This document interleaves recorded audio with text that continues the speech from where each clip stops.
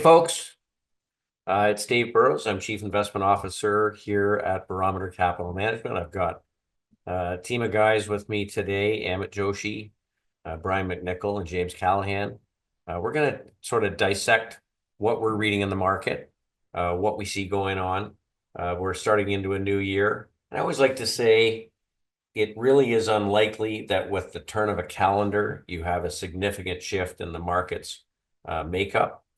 However, at the beginning of the year, we really like to walk through all of the key themes, take a look at what we're seeing as leadership, take a look at how we're set up from a portfolio perspective, and then, of course, answer any questions that we can along the way. Lots of things to think about this year, some risks in particular, a new president in the US, and what is bound to be more bumpy news flow. We can see that already. We have lots of different initiatives globally taking place, and there's conflict, ongoing concerns about inflation and the stickiness there, which has been impacting bond yields, questions around earnings. And so lots to talk about. In the absence of anything else, let's kind of get going. So we'd always like to start from the top. We think we've been in a structural bull market since 2013. Market made a new high in January of last year and worked its way higher all the way through the year. Now, we said leading up to that point, once you eventually make a new high after a consolidation period, especially in a structural bull market, you get kind of 4 steps forward for the 1 step back that we had. And of course, it was a great year. So the obvious question we get from people is, well, okay, should we be concerned about the next major correction? And while corrections can come at any time, it tends to be in structural bull markets or secular bull markets that markets do a lot better than you expect and go a lot further than you expect. We've always said that, if you get 2 years into a bull market, and the low was October of 2022, it tends to be actually bull market lasts over 5 years before the first really major correction, sort of 20% correction. So we'll see. When we look at the S&P chart, clearly it's been marking its way higher over the past year. December was sort of a choppy month, but in fact, came out of the month down about 1.6%. If we look at the NASDAQ 100, it made a new high in about the middle of the month, and then made a lower high and a lower low, and has come down now to the bottom end of this sort of consolidation channel. There are some people who would look at this and say, look, we overshot, and that could have been a blow off top. We'll see. But certainly large cap and the largest of large cap stocks were dynamite through the month of December, while a lot of stuff sort of corrected underneath the surface. When we looked at the sector moves, lots of pullbacks of 5, 6, 7, 8% in the course of December under the surface, but the S&P really didn't show that. If we look outside the US, we talked about the fact that Japan has been consolidating from some time. We always like to look at assets that have gone through a long period without making a new high. And when they eventually do, it generally means they're at the beginning of a new structural bull market and things don't go straight higher. But we had a number of months of consolidation. Now, actually, the Nikkei is looking like it's about to come out of this consolidation. We'll see. Global markets have been mixed. A lot of markets consolidated over the last few months. One that really stands out is Argentina. We've talked about this a little bit, but we know there have been massive market-oriented reforms going on in Argentina. A lot of deregulation, a lot of major cuts of government agencies, and they've gone from massive deficits to a surplus. Look, this is what can happen when governments get their stuff together. Really positive change taking place there. So just interesting to note. Clearly, US stocks are more expensive than stocks around the world. Having said that, there are no other Amazons, there are no other Googles, there are no other Nvidias. So a lot of these valuations are well justified. But we do think that it's very possible we can see global stocks perform well this year. We'll see what happens with the US dollar. When we look at the Canadian market actually did very, very well. over the course of the last year, and certainly had a little pullback in the month of December, but firming up here toward the end of December and into January. We'll see. From a fixed income standpoint, we saw this generational low in yields in 2020, and yields have gone higher since then. This is the yield in the 10-year Treasury. And we saw the low back in the early part of 2020. And this was a change in character. We went from lower lows and lower highs, over the course of like 40 years to higher highs and higher lows. And this has big implications. It's not just in the US. Yields have continued to be sticky around the world. UK bond yields, the 30-year yield just going on to make new highs in the past week. And when we look at the US long-term Treasury bond, it's been in a bear market for almost 5 years now. March will be the 5th anniversary. And, despite the fact that central banks around the world started cutting rates, when they did, long-term bond yields started going higher, not lower.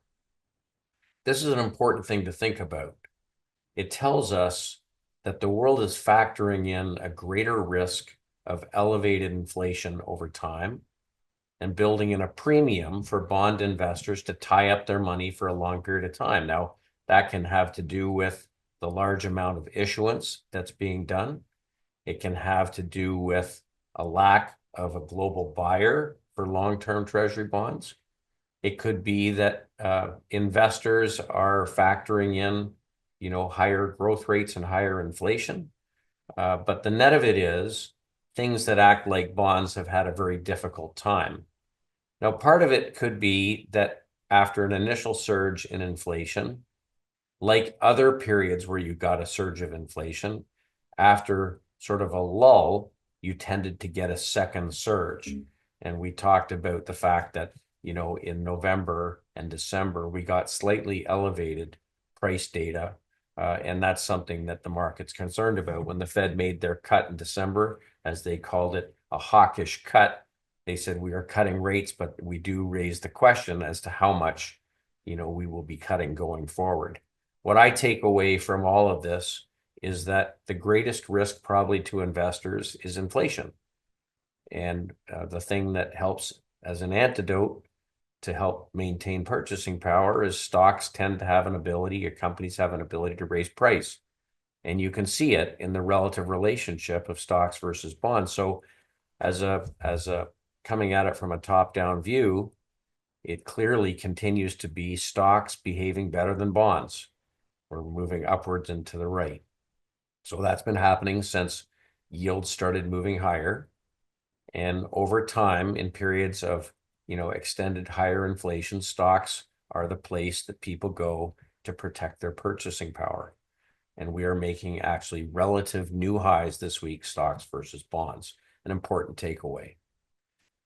When we think about investing for our income clients, this is an important relationship. We've talked about this over the last 3 years.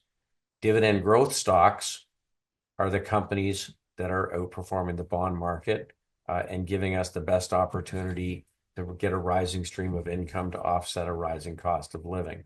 So long as this theme continues, we want to continue to focus on dividend growth stocks. And we've seen this series of higher highs and higher lows. If we compare dividend growth stocks versus high dividend payers, again, dividend growth stocks come out on top. I think a lot of people, because bond yields went up last year, thought, well, we'll buy bond proxies, companies with low growth rate, but a high dividend payout. And as we saw in companies like Bell, for instance, it doesn't matter how high your dividend is, if you don't have pricing power, share price is falling. And we saw that in a lot of high dividend paying stocks last year, underperformance all year long, and dividend growth stocks really showing. So nothing changing on this front. From an income perspective, we tend to be focused on dividend growth stocks because the risk reward versus bonds and versus straight equity is pretty darn good. So we know when we went back and saw the last generational low in rates, the following 15 years really favored the stock market. And that's exactly what's happening now. Stocks gave a 15% rate of return per year from the period 1951 to 66 after rates started to rise. Shouldn't be afraid of rising rates if there's pricing power. Long-term bonds gave a 1.6% rate of return, inflation was 1.6. Bond market was not the place to be. So we continue to steer clear from a bond perspective, and dividend growth stocks tended to lead. Moving on, commodities. Commodities, had a first leg up 2020 through 2022. We went through a tightening cycle that really held prices back. Now, this is a broad sector and a broad asset class, but you can see over the last 5 months, they've been moving higher, but it's not all commodities. Certainly, some of the materials were quite weak in the last couple of months of the year. Some of them were quite strong. Agricultural commodities, in particular, things like coffee and cocoa, again, more inflationary assets, did very, very well and broke out of multi-year trading ranges. And energy started to firm up as well, which is kind of interesting. And gold, of course, was really the leader all the way through the year.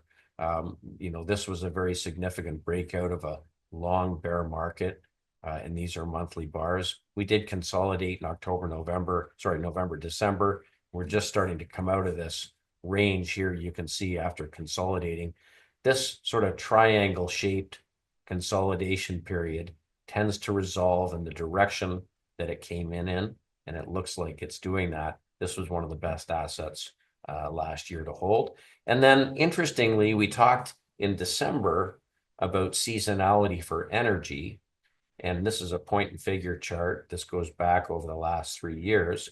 You can see crude oil was correcting really from about April through December, which is where it bottomed. And then we reversed and we broke this double top here and a triple top here, oil back in an uptrend, and it happened sort of right on cue. Oil tends to bottom seasonally in the middle of December.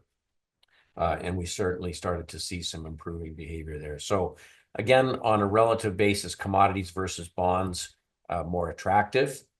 That kind of tells me that market participants are buying assets that are protecting them against inflation. If we thought that we were going to have a weak economy or disinflation, bonds would be performing well. But both commodities and stocks outperforming bonds. We look more at a balanced portfolio as a portfolio of equities and protecting against inflation with a little bit of commodity exposure and bonds at a minimum. This is gold versus the aggregate bond index. Very clearly, gold is outperforming. Gold versus equal weight S&P. Interesting, it's even acting quite well against the basket of equities. This is over the last 2 years, rising relative strength.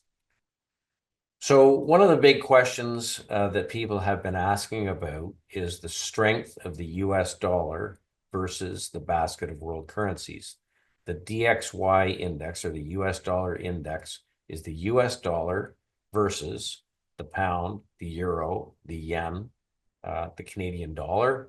And you can see just how strong it has been recently. Now, we highlighted back, in November and December that we were getting overbought on the US dollar.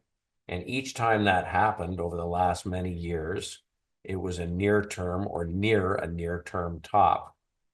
What I can say is that we have moved higher, and this is on some of the trade rhetoric, but we're starting to see some divergences where the strength of the trend is weakening. So you can see a higher price, but weaker trend.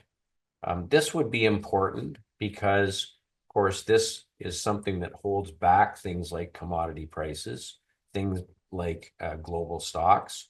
And when we look at history, this is Trump getting elected the first time in black. Trump eventually started talking about the fact that the dollar was too strong and rates were too high. Strangely enough, he did that today. And when that happened, as he came just in and around Inauguration Day in the early part of January, the US dollar rolled over and weakened, through the early part of his term. So we'll see whether that's something that repeats, but that's certainly something worth watching. because a weaker US dollar tends to be good for risk-oriented assets. Just on Bitcoin, looks favorable. I think that it looks favorable relative to the equal weight S&P. This is another sort of more inflation protecting asset. We'll see, but it continues to set up. And this is Bitcoin versus the bond index. Again, more inflationary asset versus a disinflationary asset. So from an asset class perspective, equities long-term continue to look attractive. Commodities look interesting and look attractive, certainly relative to bonds. Bonds look relatively unattractive. And US dollar, maybe can weaken a little bit. This is something we're watching as Canadians. This is the Canadian dollar. This goes back to 2015. We had a low in late part of 2015. It was a low in 2020. We're making a low around this level right now. Obviously, political change taking place in the Canadian marketplace. It's hard to imagine sentiment around Canada getting much worse. I think that there's been lots of concern about our fiscal deficit, the lack of innovation, the overriding amount of regulation that's been stifling business. We'll see whether a political change happens there. Interesting that the Canadian stock market actually has been acting just fine, but certainly the Canadian dollar has been weak, something that we're watching. So look, we don't have to be everywhere. Our job is to sort of identify leadership, the things that are benefiting from the current backdrop. We're always watching for change, new areas to look at adding new positions, areas that are showing relative weakness or maybe we need to reduce, because we want to make sure we keep our portfolios kind of in line with what's going on in the market. And remember that the market often isn't in line with what's happening today in the economy. So we take market signaling as most important. So our portfolios change over time. Now, when you get into a structural bull market, sometimes leadership remains intact for a long period of time. But we're always conscious of wanting to own sectors where over time, more and more stocks are participating in strength, meaning the market's broadening. That's a healthy market. So we use these tools to help us identify sectors we want to focus on of all of the groups, sectors, themes, asset classes, geographic regions that we could own. 70% of return comes from finding the right sectors and the right asset classes. Now, the other piece of it is, of course, we got to find securities to use to express our view. And so in that world, we're looking for a combination of factors that point us to things that are good getting better, where we can see financially there are positive changes taking place in the income statement and the balance sheet that could cause investors to want to pay a higher multiple of earnings. And we want to see price that is constructive, positive trends, because we don't want to fight the tide. We'd like to know other investors are coming along with us. So where we can find, great companies showing improving financial conditions with strong technical charts in parts of the market that people care about, that's where our portfolios live. Now, the last piece is it's really important that we be good sellers. And so when we see groups that have been performing well and they begin to narrow, meaning fewer and fewer stocks hold up in price, it means that it's time for us to become more cautious. And this is important because when breadth is weakening, it doesn't mean that everything's going to get hurt, but it means we should have less tolerance for risk. And, that's sort of important as we sit right now. When breadth is weakening, we raise a little cash and we use stop losses. If our individual positions hang in, that's great. But if we get stopped out, we sit on the cash and wait for breadth to start to improve. And that was important in the month of December. As we sit, we did see some deterioration in market breadth, or the percentage of stocks and uptrends through the month of December. So whereas we had close to 60% of stocks in uptrends in the US in the beginning of December, we sit closer to 40% today. So 20% of the companies in the US stock market broke long-term trend. And we saw similar action globally and similar action in Canada. Now we look at a number of short-term indicators. the percent of stocks trading above their 50-day moving average. And while we did see from the middle of December until the end of December some deterioration there, interestingly, in the last week, we've seen some improvement, turning these each back green. We also saw a spike during the month of December in the number of companies making new lows versus those making new highs, and that has started to come off the boil. So important things to think about. The percent of stocks trading above their long-term moving average or smooth moving averages has moved down from about 80% to 55%. This has to fix soon. As it is, with breadth narrowing, we're really not putting on new positions. We are examining the ones that we have closely. We have stop losses on all of them. And if they were to start to break trend, we're going to move those to the sidelines. But it also means we now have a little bit of cash. One of the things we look at is the percent of stocks making 20-day highs versus the percent of stocks making 20-day lows. In other words, how many companies making new highs, how many companies making new lows over the last 20 days. And we saw a low in that reading kind of in the middle of December. And that's happened a couple of times over the course of the year. And when it started to reverse, it tended to mean things were starting to get a little better. Well, we're starting to see some improvement here. Again, something to watch. So not that all of our indicators are turning back green. They're getting a little bit better. So we're not rushing out to put on new positions. And the reality is there's a ton of stocks that did remarkably well in the year of 2024, where it may have been that investors didn't want to realize gains for the tax year 24 and maybe realizing some gains in 2025. Always when stocks have a really great year, at the end of the year, there's going to be some rebalancing for those that have to do it between stocks and bonds. And we're in the first couple of days a year, so we have to expect that some of that's taking place.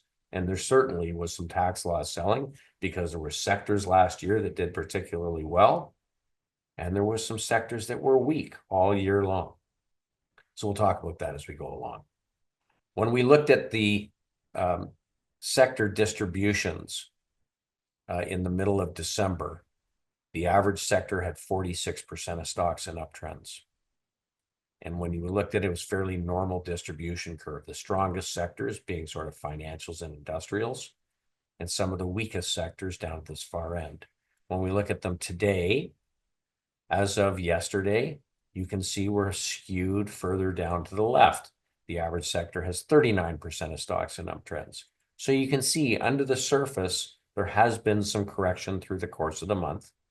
And we want to note that the average sector breadth from the middle of December is down 7%.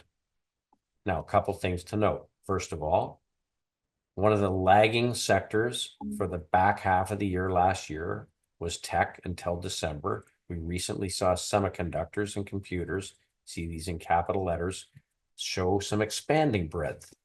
That's an improvement. You can see that the ones on the far right largely are financials, which has been our biggest weight through the course of the year, and they remain far to the right. Down at the far left, there certainly are some groups that are getting sold out. We'll watch for those to turn higher. So let's talk sector leadership. Through the course of last year, financials led the entire way. This is a very long-term chart, 2007 through 2021. Financials did not make a new high.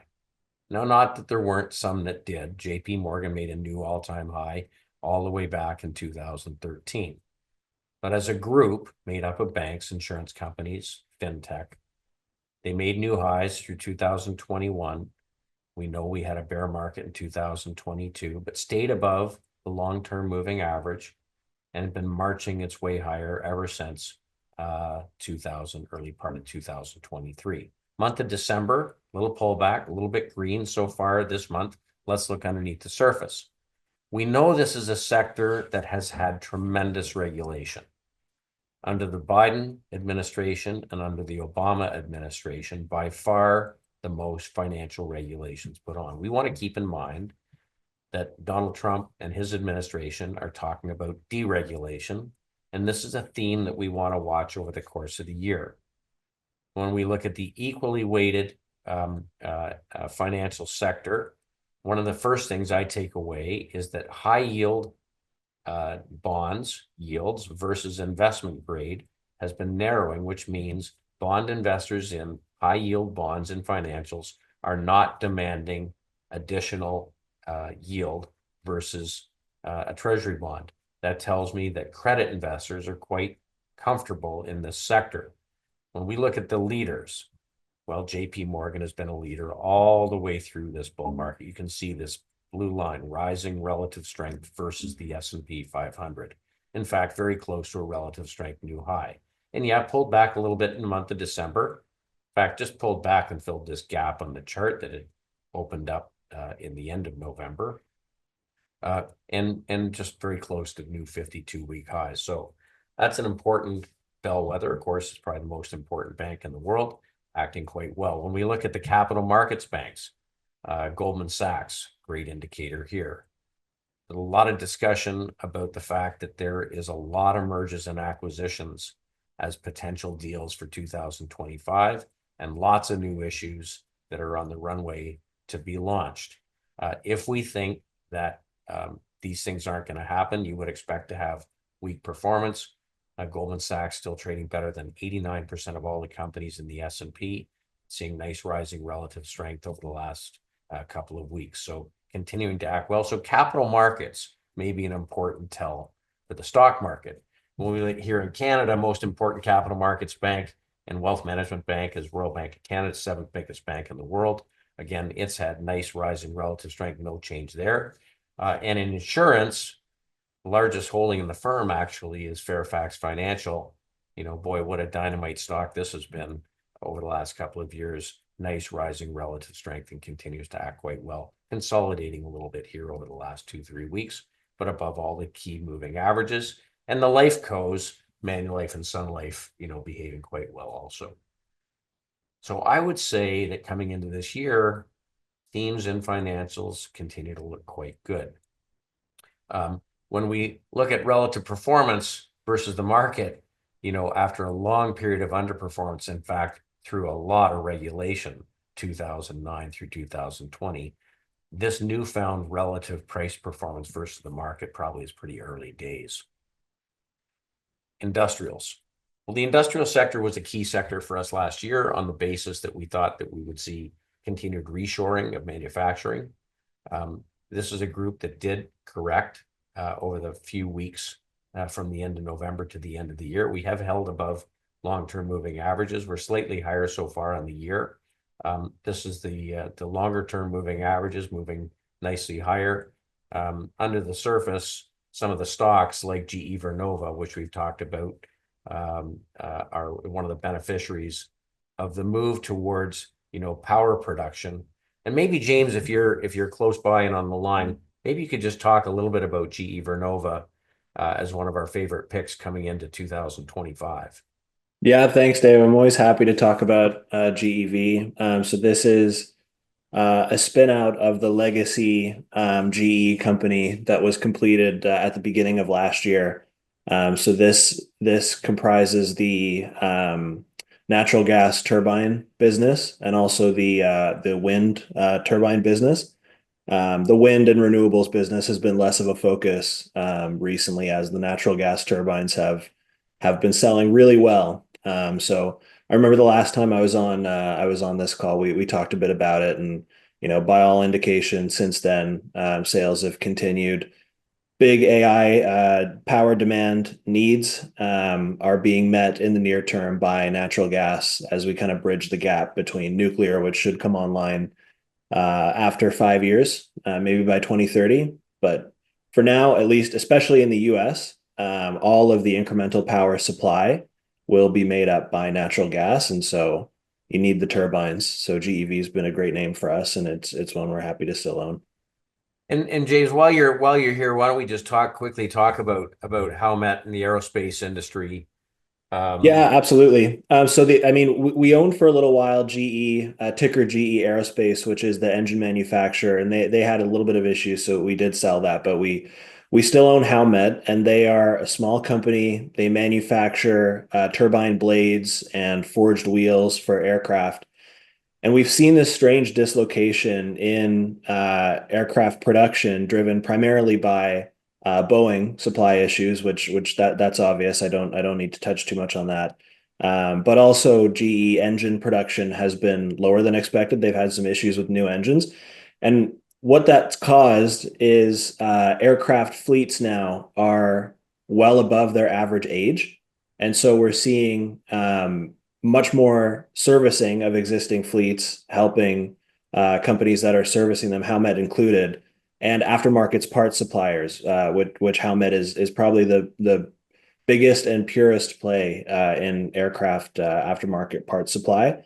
They're able to grow margins substantially, grow revenue more than they ever would have expected, and it's been a good tailwind over the last number of years. To look at that chart, it's been a favorite name of ours, a really easy name to own. As you can see, the chart's just gone up and to the right, but one of those interesting ideas inside of the industrial segment that's really benefited over the last few years from some strange dislocations in the market. They do have a good chunk of US revenue, so they should benefit from some reshoring. And thematically, it makes a lot of sense just given that the dislocations in aircraft supply and engine supply have continued a lot longer than people think, and they'll continue into this year as well. that's great. That's great. Now, one of the sectors that had a difficult month in the month of December were the metals and miners, basic materials in general. Month where a U.S. dollar was particularly strong. I think that there is some concern out there that China continues to be weak. And so some questions around demand here. I would say in the long-term picture, we continue to be in this large pennant consolidation. But it was a tough month. It did push us to reduce our exposure a little bit in the month of December. Cameco, is one of the stronger holdings. It continues to be an important position for us. It's only just recently come out of this bear market it went through really from 2007 through 2022. The last bull market that Cameco went through as an important supplier into the nuclear power industry for uranium was really, really substantial. We think that this is one that will benefit again, especially given the fact that Russia is constraining supply and there is a resurgence in the nuclear sector. And then, of course, the golds, were dynamite through the course of last year. They certainly consolidated a little bit through October, November, December. Agnico, as really, we think, the leader from a quality perspective, traded better than 83% of companies in the S&P over the last 52 weeks. We've considered to continue to see this series of higher lows. So my guess is this continues to act quite well also. So, basic materials will be one to watch. It'll be one to watch, especially based on what we see happening with the US dollar. But again, relatively small sector in the market. From an energy perspective, this is the equally weighted basket of Canadian energy producers, large cap. This is the 10 largest cap Canadian energy producers. While oil was weak, actually share prices really just sort of consolidated sideways. Over the last 3 weeks, though, we've seen a nice pickup. The equally weighted energy index actually is acting better than the large cap energy index. You can see making relative strength new high. And that has to do maybe with some of the performance in some of the natural gas stocks. Now, maybe at this point, just I could ask you to come back for a second, James, and talk a little bit about data center. You touched on it a little bit with GEV, but this could be an important theme here. And then maybe Amit or Brian, you could jump in on the natural gas theme. Yeah, I'm happy to talk about it. And so these charts are pretty interesting. The chart up on the screen on the left is that's going to be U.S. data center energy consumption over the next 5 years. And the chart on the right is going to be global energy consumption from data centers over the next few years.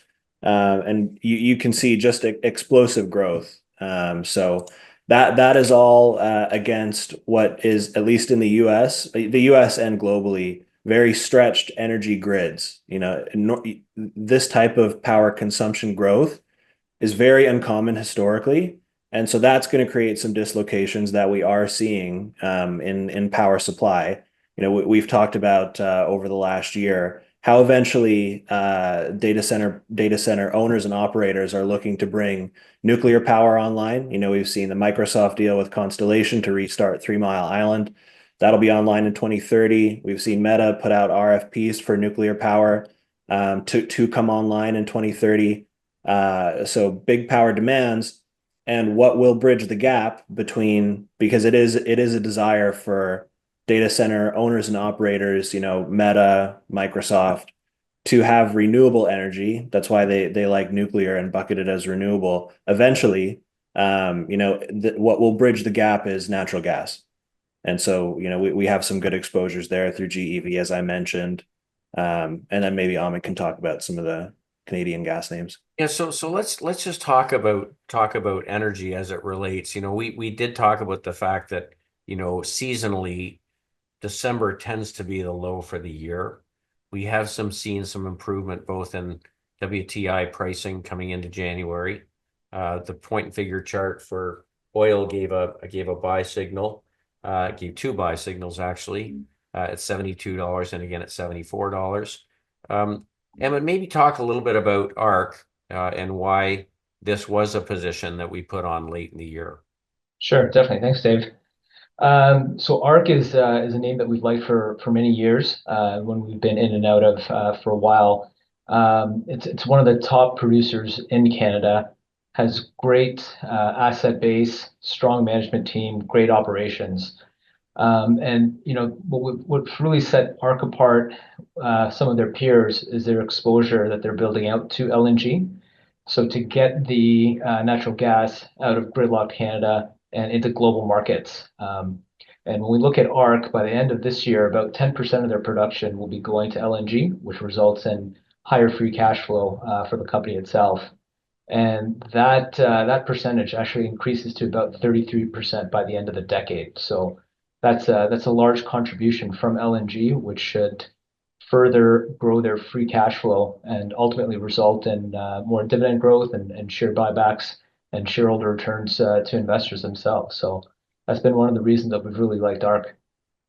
Yeah. And James, why don't you, while you're here, just touch on Cheniere for a moment, because this was a fall add to the portfolios, but this is more specifically on the liquefied natural gas side. Yeah, absolutely. So Cheniere has been a great name for us. We've owned it in the past. They've had a difficult few years under the current administration in the US. A few years ago, President Biden signed an executive order banning new LNG export facility development. Cheniere had some projects that they were looking at getting environmental approval on that would expand their liquefaction capacity. Those were mothballed, not able to continue. And what we see now is a very high likelihood that, when a new president comes into office, they normally sit down immediately and sign a big deck of executive orders. One thing that President Trump will sign when he comes in is reversal of that ban. And so immediately that should allow Cheniere to begin production on more liquefaction capacity. And I think when you look at some of the things that the incoming administration has said, we're going to see LNG as a cornerstone of US foreign policy. They really want to get US gas to international markets, and the only way that you can do that is through LNG. So it's going to be an absolute priority. And a lot of countries globally are screaming for this LNG. We've seen Europe build LNG import facilities in less than 200 days. Germany built an LNG import terminal in less than 200 days. It's a key part of US export of gas into Asia. So it's really important. It's going to be a priority of the new administration, and Cheniere is the name to own in the space. They have a lot of export terminals around the Gulf Coast, which is right where you want to be, and they're going to be building more. It's really amazing how regional gas has been over time. I mean, there's been so much gas available in North America. in some cases they were just simply burning it off to get rid of it. And you look at the differential in pricing for natural gas in North America versus international markets, it's this great opportunity to arbitrage, something we produce very, very cheaply here in North America into global markets that really need it badly, especially given what's been happening with Russia and the rest of the world. So interesting, so interesting. So of course, through the energy sector, there's all kinds of different opportunities to take advantage of this surge in demand. Enbridge is one way in the pipelines, and we expect that this is a theme, certainly based on the way these things are behaving, to be an important one to focus on over the course of the year. Consumer discretionary really picked up from late summer on through toward the mid of December. You can see we got a little stretched away from the moving averages. They've pulled back a little over the last couple of weeks coming into 2024. It's really very much a have and have not sector. We've been focused in Canada and things like Loblaw and Dollarama. Amazon, though, really is the 800-pound gorilla. Let's call it the 2,000-pound gorilla, really taking business from everywhere. This is, the big getting bigger, and had just an absolute dynamite holiday season and stock trading at new relative highs versus the market. So, we're picking our spots here. We do have a lower weight than market, certainly in consumer, because we do think this is a sector that can get hurt by higher mortgage rates and higher bond yields. But certainly it's been pretty good. But in this vein, it's worth talking about the spend that's taking place in and around the data centers and how it has an impact on the hyperscalers. So there's really, a massive spend taking place. And James, you were all over Nvidia early on, but maybe just talk a little bit about how this can have an impact on some of the biggest of big, Meta, Google, and so on, and the things that we're watching for coming into 25. Absolutely, I'm happy to, Dave. And it's if you get me going on Nvidia, we'll be here all night. But maybe I'll just draw some attention to the chart on the left that's just showing Nvidia and market revenue by segment and the year-over-year growth. It's really powerful. Nvidia has been delivering in the data center segment triple-digit growth for 2 years now, and the conversation has always been, well, that's due to moderate at some point. When is that going to moderate and normalize? And I think that when you look at analyst expectations, which can be treated as the bare minimum, because Nvidia always beats analyst expectations by generally a large margin, you see that, yes, the triple digit growth will moderate this year, but it's going to moderate to when they report Q4 numbers, 85% year over year growth in data center. Next quarter, 70%, almost 60%. So it's still gigantic growth on a very large base. And it's just matured really nicely as a company. They're paying a dividend now. They're doing share buybacks, all things that we like to see. But no, I mean, it's still absolutely an arms race inside of AI development. Nvidia is by far the leader in AI compute, and these companies are spending as much as they can on these GPUs. There are some headlines here just on hyperscaler spend, and it's still monstrous and will continue to be this year. Yeah, really, I mean, you think about companies in the communications sector like Meta and like Google. It's almost, people are going to get fired if they don't spend enough to build out capacity. And they have, of course, the greatest platforms to use AI to their advantage in providing ads and content that people want to see. And certainly, they have the cash flow that's there to pay for this build out. So really the communication sector continues to be quite strong. It held up all the way through, even when tech was a little weaker. If you look at the tech sector, XLK is the ETF made up of the largest of large cap tech. Relative strength did wane a little from June through to the end of the year. It was not the leading group, which is why we had a underweight despite having some pretty targeted positions. Cybersecurity is one of the outliers.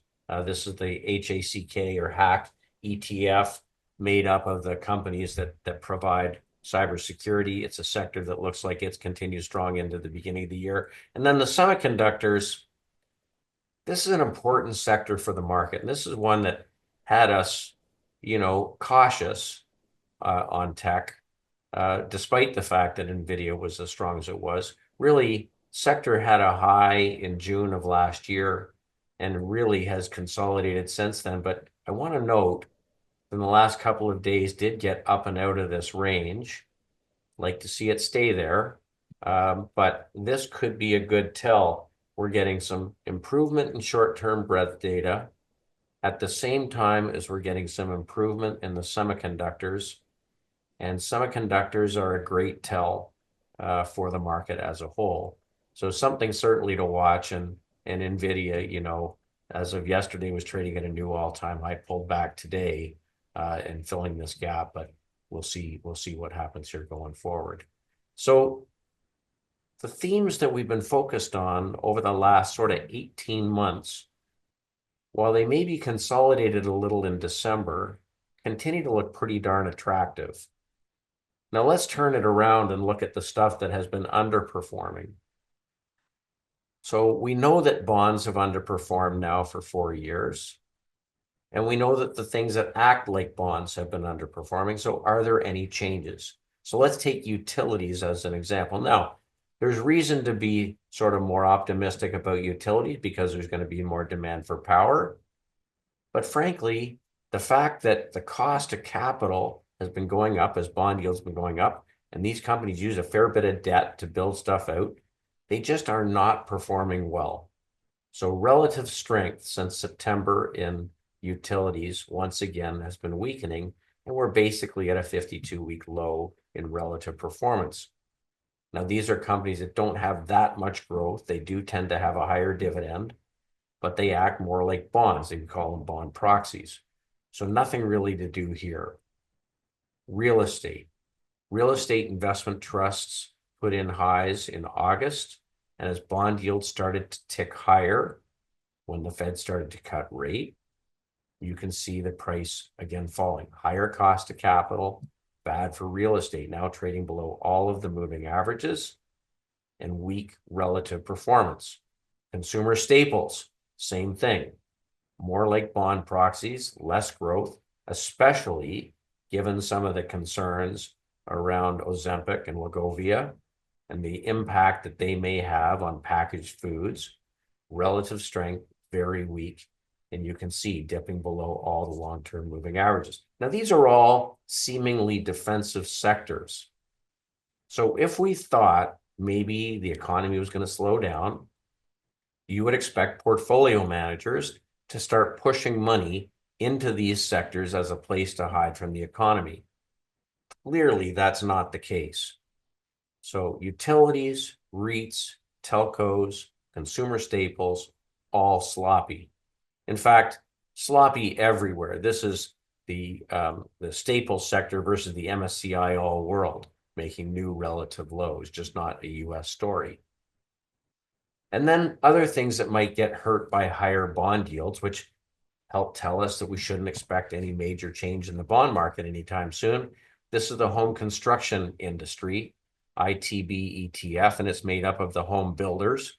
And frankly, I could put up HB, which is the construction materials companies, and all of those have really taken it on the chin, sort of since the end of September, and really seen relative weakness here. So again, these sectors would highlight that it's likely that yields are going to stay high. Now, an obvious thing for a lot of folks is they wonder about residential real estate and their own residential real estate. I think it's important to know that when rates go higher, it makes it tough for real estate valuations. In fact, in 1950, rates started going higher and they moved higher for the next several years. And if you look at what happened to real home prices in the US from 1950 to 1982, 83, home prices actually dropped in inflation-adjusted terms over that 30 years. During falling interest rates, of course, from 1982 or 83, or say 1992, 93, until a year ago, rocketing home prices. In the US, of course, a big correction, less of a correction in Canada, in and around the financial crisis. But this is unlikely to repeat if we think interest rates stay relatively higher. Just a sidebar. Healthcare, defensive sector, really has underperformed over the last couple of years, has had absolute weak performance since August. Nothing really to do here. And low volatility. So companies that are seen to be defensive as a group, weak relative performance. So we really have a market of haves and have-nots. There's some very clear messaging that we're getting from markets. So to put this down as the themes that we're watching for, there's some important ones we think that the market is validating. The market is validating that we are likely to see deregulation. Now, maybe we should take the Trump administration at their word, but we like to see the market confirm it. What we see through the banks, regional and large banks, is they're likely that the environment is going to be friendly, whether that's the economy is strong, whether that's the administration is more friendly to mergers and acquisitions and capital markets deals. These securities are behaving well. When we look at the statistics and the expectations for power demand and what that might mean for nuclear and natural gas, the market is confirming that. So we think this is a theme that we need to focus on.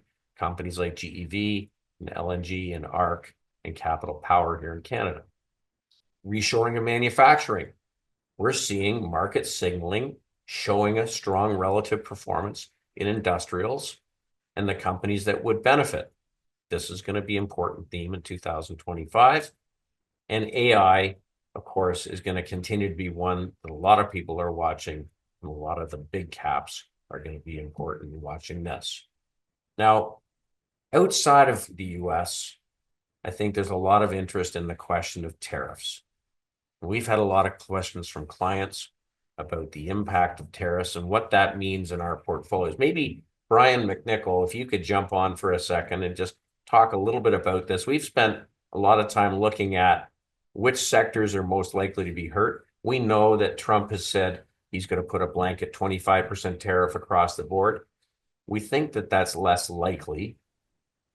And we've positioned our portfolios in the things that we think are less likely to be hurt. But maybe you could talk a little bit about what we've got here on the screen. Yeah, of course. I mean, every time we get a headline like this, the big question we always have to ask ourselves and then constantly reevaluate is, are we properly positioned in this type of environment? So currently our view is that the Canadian energy space will be excluded from the suggested tariffs. They represent roughly 60% of US global imports, and the US consumer will really feel that impact, we believe. And, inflation has been such a big issue during the recent election that it's too big of a it's too big of a subject to really pursue for Trump to go after Canadian energy. As such, we're comfortable holding. I mean, don't they need the heavy oil to put in the mix for the refinery setup in the US? Yep, almost all of their imports from Canada went straight to refineries, so they desperately need that. Yeah. So, as such, as you can see amongst our Barometer Canadian exposure, we're comfortable holding where we are, roughly 22%. So that compares to 17% for the TSX. So we are slightly overweight, but that also goes towards, the seasonality that was discussed, as well as the theme around natural gas as well. But we still see risks of tariffs hitting, other areas of Canadian exports. So looking at, automobile manufacturers, lumber, agriculture, consumer goods that have U.S. exposure. We have almost no exposure to any of those themes. Consumer goods, we do have consumer discretionary and staples exposure, but that's Dollarama and Loblaws, dominant Canadian companies with with zero US exposure. So we're very comfortable with our current positioning. And if we were to see this 25% hit select subsectors, if you will, we don't really see a big impact on our current positioning outside of just general sentiment, which might take a hit across the board, but that would be expected. Well, we are watching, how the Canadian banks and insurance companies are behaving, and clearly they wouldn't be impacted by tariffs, but they might be impacted just by market sentiment, and they Yeah. seem to be holding up, quite well.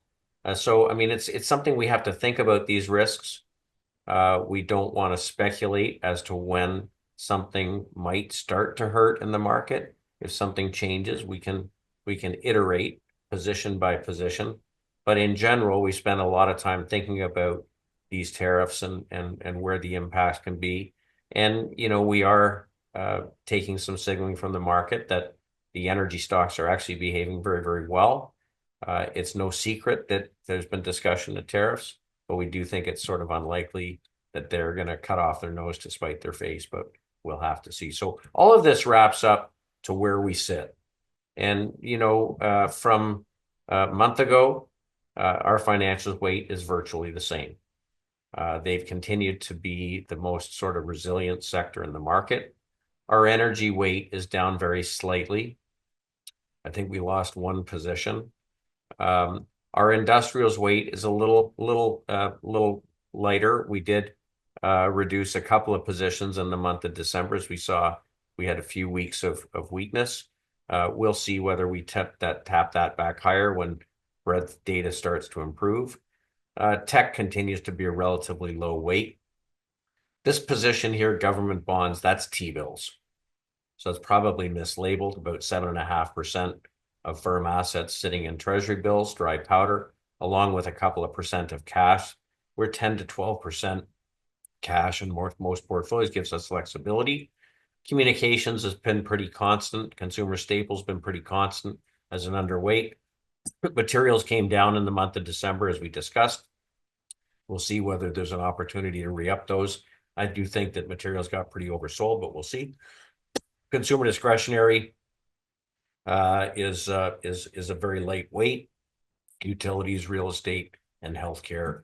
The defensive's really not very important in the portfolio. So we're in the new year.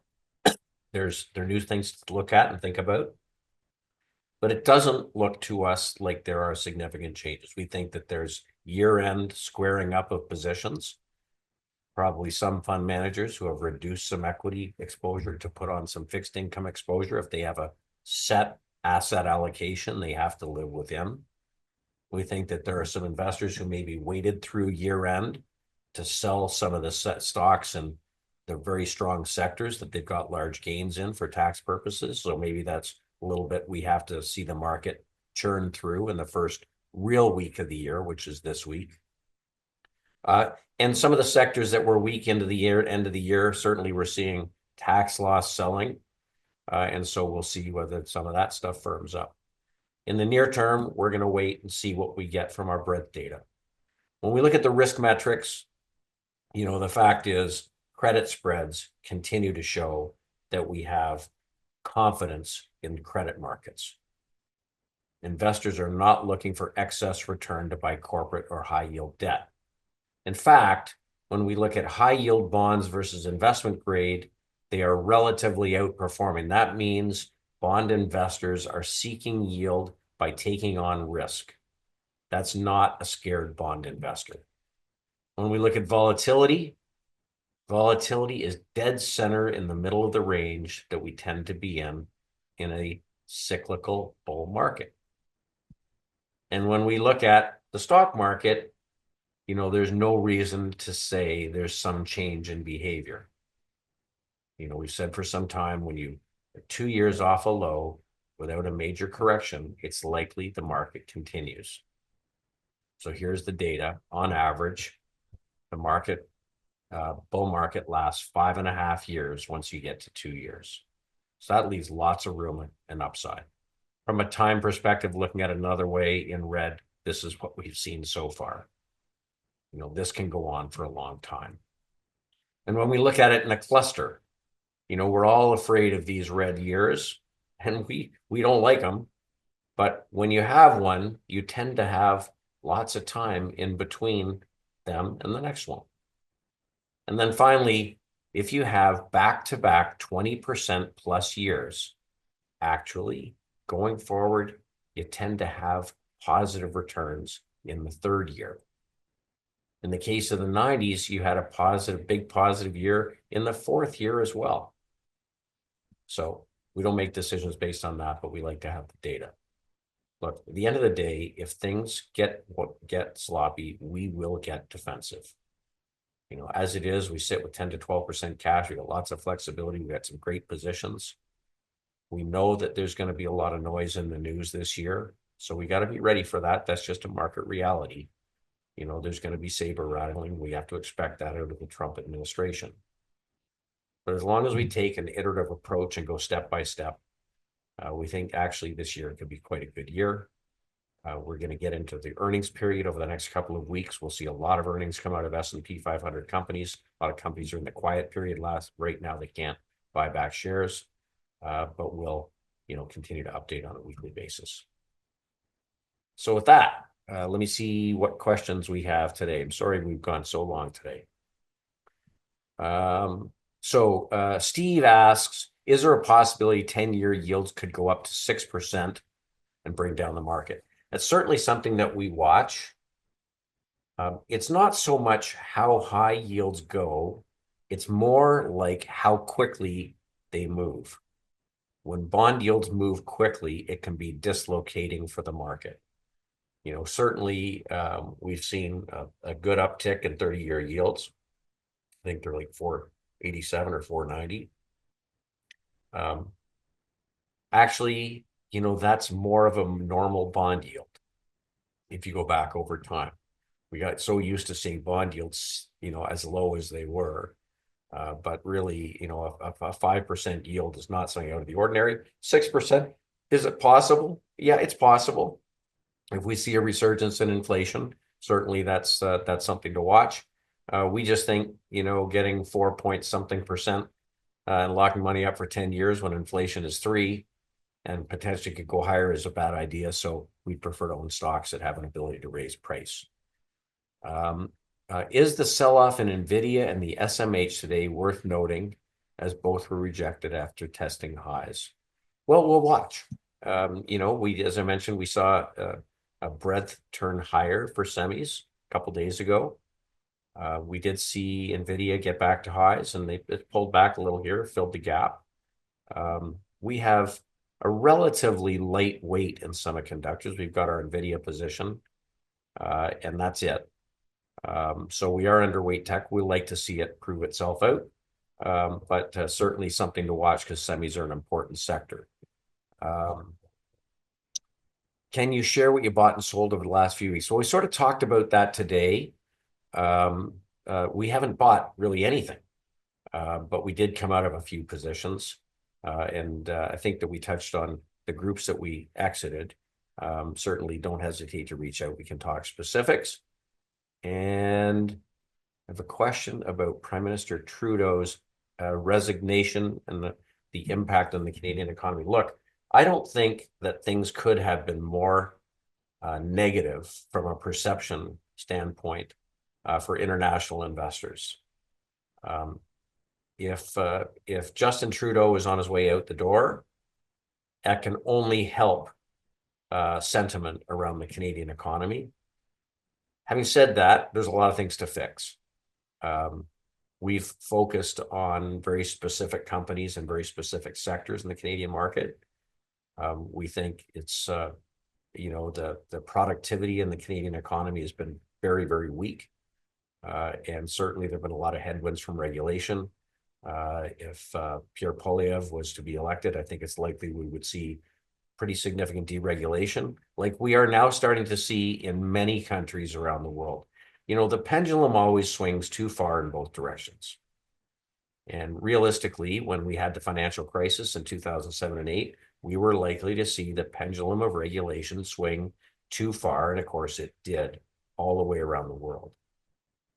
Clearly, the pendulum is starting to swing more toward the right. more toward deregulation. And ultimately, this could actually be a significant tailwind for economies around the world if we start to see some action on some of these things. So I think that the market is sniffing that out. We do think that it could be particularly good for certain industries, and it could be good for Canada. Certainly, you take the carbon, some of the friction in carbon production and energy production off. That could be a really good thing. We have tons of resources here in Canada. We got lots of smart people, lots of innovation. It would be great to see some of that unleashed. With that, I think that that's it for today. I really appreciate everybody tuning in. It's the start of a new year. It's kind of exciting. Everybody worries that the change in the year will mean a change in the market. We're not sort of on that page, but we'll continue to take it one step at a time. Thanks everybody for tuning in, and reach out if you've got any specific questions that we didn't answer today. Thanks guys for joining, and we'll see you next week.